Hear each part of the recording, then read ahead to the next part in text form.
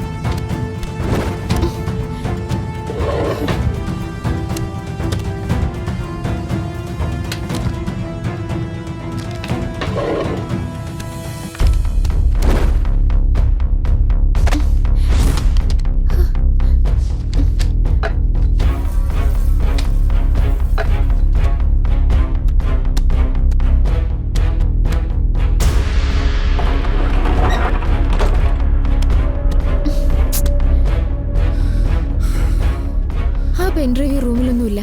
മിക്കവാറും അത് ചേച്ചിയുടെ കയ്യിൽ തന്നെ കാണും.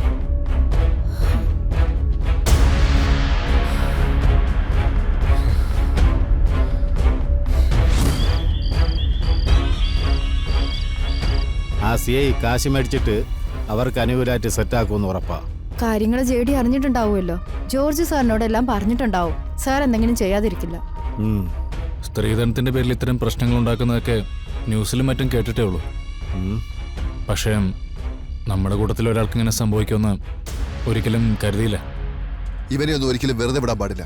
ശക്തമായ നിയമങ്ങളും വലിയ ശിക്ഷയുണ്ടെങ്കിലേ ആളുകൾ ഇത് ചെയ്യാൻ പഠിക്കും.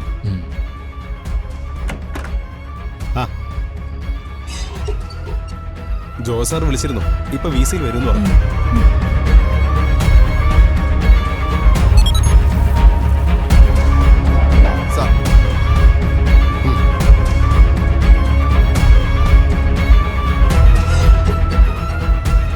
നമ്മൾക്കാർക്കും സഹിക്കാൻ പറ്റാത്ത കാര്യങ്ങളാണ് നടന്നുകൊണ്ടിരിക്കുന്നത്. ഇനി നമ്മുടെ നാട്ടിൽ ഈ ഒരവസ്ഥ ആർക്കും ഉണ്ടാവരുത്. അത് തന്നെ സാറേ ഞങ്ങളിപ്പോ പറഞ്ഞുകൊണ്ടിരുന്നത്. ജഡി, ആ CA മാറ്റാൻ വേണ്ട കാര്യങ്ങളൊക്കെ ഞാൻ ചെയ്തിട്ടുണ്ട്. ഇനി ഈ കേസ് അന്വേഷിക്കുന്നത് പുതിയൊരു CA ആയിരിക്കും.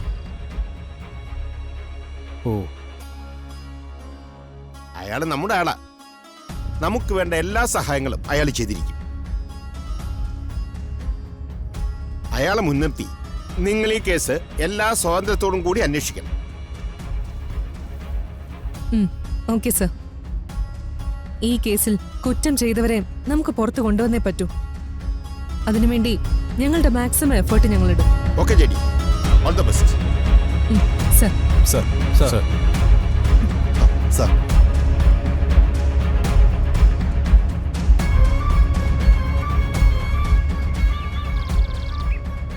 അതെങ്ങനെ നടക്കും? ഇത്ര പെട്ടെന്നൊരു കേസിൽ നിന്ന് ഒരാളെ മാറ്റാൻ പറ്റുമോ? ആ വിനോദിന്റെ കൂട്ടുകാർക്കാർക്കോ ഡിപ്പാർട്ട്മെന്റിൽ നല്ല ഹോൾഡുണ്ട്. അതാ ഇത്ര പെട്ടെന്ന് ഇങ്ങനെ ഒരു വിളി വന്നത്. നിങ്ങളെ മാറ്റുമെന്ന് ഉറപ്പാണോ?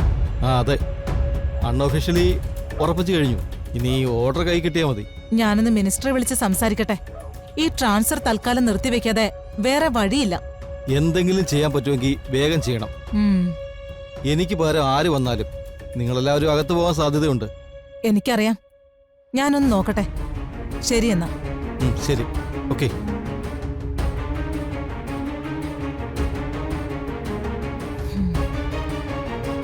ഇനി മിനിസ്റ്റർ വിചാരിച്ചാലേ എന്തെങ്കിലും നടക്കൂ.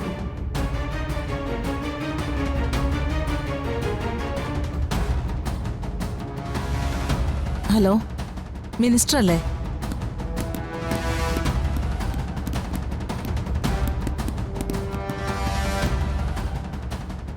വിനോദല്ലേ? അതെ. അച്ഛനും അമ്മയും അകത്തുണ്ടോ? ഉണ്ട്. അവരെ നിങ്ങൾ വിളിച്ചേ.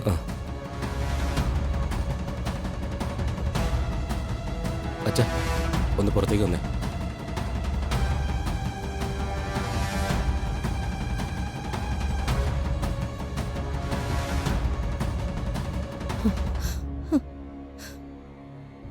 എന്നെ ഇവിടുന്ന് മാറ്റാൻ നിങ്ങൾ ചില ശ്രമങ്ങൾ നടത്തുന്നുണ്ടെന്ന് എനിക്കറിയാം.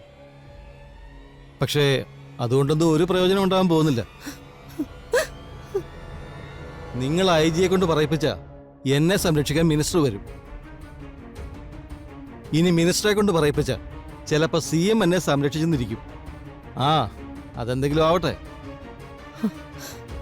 നിങ്ങളുടെ നഷ്ടം ഒരു വലിയ നഷ്ടം തന്നെയാണ്. ഇനി ഒരിക്കലും അത് തിരിച്ചു കിട്ടാനും പോകുന്നില്ല. ഇനി കേസ്, കോടതി, ശിക്ഷ എന്നൊക്കെ പറഞ്ഞ് നടന്ന കുറെ കാശും സമയവും കളയാന്നല്ലാതെ ഒരു പ്രയോജനവും ഉണ്ടാവാൻ പോകുന്നില്ല. സാറെന്താ പറഞ്ഞു വരുന്നേ? പ്രയോജനമില്ലാത്ത കാര്യങ്ങൾ ബുദ്ധിയില്ലാത്തവർ പോലും ചെയ്യില്ലെന്നാ പറഞ്ഞത്.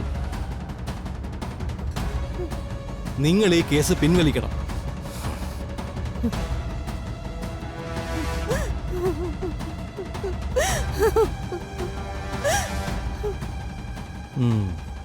സാർ, ഞങ്ങളുടെ സങ്കടം എന്താണെന്ന് പറഞ്ഞു മനസ്സിലാക്കാനോ നിങ്ങളെ ധരിപ്പിക്കാനോ ഞങ്ങൾക്കറിയില്ല. നെഞ്ചിലൊരു അഗ്നിപർവ്വതം പോലെ വെന്ത് നേറുകയാണ് സാർ. അത് പൊട്ടിത്തെറിക്കുന്ന പോലെയുള്ള വാക്കുകൾ ഇങ്ങനെ ഇവിടെ ഇരുന്ന് സംസാരിക്കരുത് സാർ. സമനില തെറ്റുന്ന അവസ്ഥയിലും അവൾ എങ്ങനെയോ പിടിച്ചു നിൽക്കുക സാർ. പിന്നെ അതാ ഒരു അക്ഷരം പോലും പറയാതെ അവള് കയറിപ്പോയത്. ഓ, ഇതൊന്നും ലോകത്ത് ഇന്നുവരെ സംഭവിക്കാത്ത കാര്യങ്ങളല്ല. ഈ രാജ്യത്ത് എല്ലാ ദിവസവും ഇങ്ങനെയുള്ള സംഭവങ്ങൾ നടക്കുന്നുണ്ട്. പിന്നെ നീയൊക്കെ ഇത്രയ്ക്ക് ദണ്ണിക്കാൻ എന്തിരിക്കുന്നു? മര്യാദയ്ക്ക് കേസ് പിൻവലിച്ചില്ലെങ്കിൽ നിന്നെയൊക്കെ പിടിച്ച് അകത്തിടാനും അഴി എണ്ണിക്കാനും എനിക്കറിയാം. സാർ എന്താന്ന് വെച്ചാ ചെയ്തോ.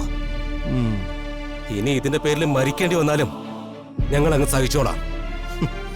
പക്ഷേ കേസ് പിൻവലിക്കുന്ന പ്രശ്നമില്ല. നോക്കി പേടിപ്പിക്കണ്ട സാറേ. നിയമത്തിലെ അവസാന വാക്ക് CI എന്നല്ലല്ലോ.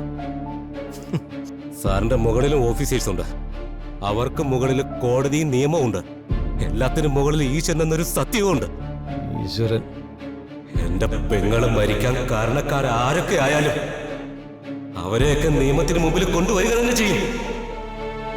എങ്കിൽ കാണാം. കാണാം.